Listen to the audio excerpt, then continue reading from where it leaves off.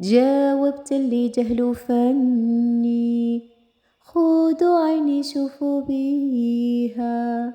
أيوة يا سيادي، بلا شك عرفتوا حكايتنا اليوم على اش؟ ايه، على القصيدة التونسية المشهورة لاموني اللي غاروا مني. كامل نعرفوا الأغنية هذه من صغرنا، ولكن الأغلبية ما كيعرفوش القصة تاعها. ايوا تبعوا معايا باش تعرفوا. هذا الأغنية لاموني اللي غاروا مني واحدة من أشهر الأغاني التونسية اللي كتبها البشير فهمي وغناها الهادي الجويني، وأداها من وراهم بزاف ديال المغنيين أشهرهم لطفي بوشناق. وهاد القصة كترجع ل 1955 فاش كان البشير فهمي مقيم في تونس، وهو يجمع واحد اللقاء بالفنان الهادي الجويني، وتما عاود ليه قصة حب عجيبة شهدتها قبيلة المحاميد في ليبيا. وهاد القصة كتحكي على واحد من أبناء القادة المعروفين الكبار في هاد القبيلة، عشق واحد الفتاة سوداء اللون. كان الوالد ديالو استقدمها باش تخدم خادمة في البيت وتشرف على قضاء شؤون العائلة. كانت البنت سمراء اللون، سمورية قاتمة، ولكن في نفس الوقت كانت فاتنة الجمال.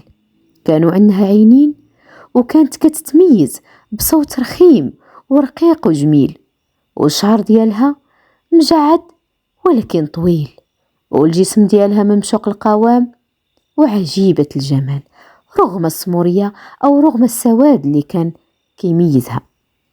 هذاك الولد حبها حب عجيب رغم المعارضة ديال العائلة ديالو، وكان مصر على الزواج منها، وفعلا تزوج بها.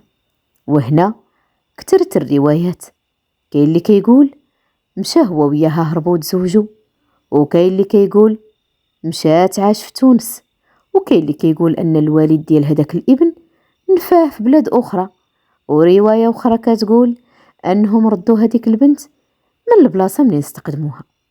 المهم هو ان هاد الاغنيه لاقات واحد الاقبال كبير، وعرفها الكبير والصغير.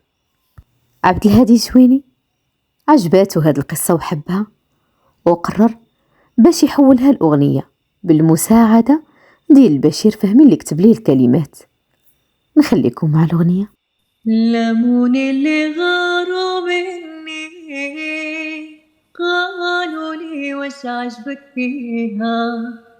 لاموني اللي غاروا مني، قالوا لي وش عجبك فيها.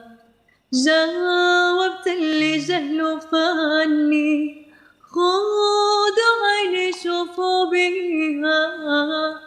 ديك السمرة اللي غلتوا منها، وحبيتوني باش ننساها.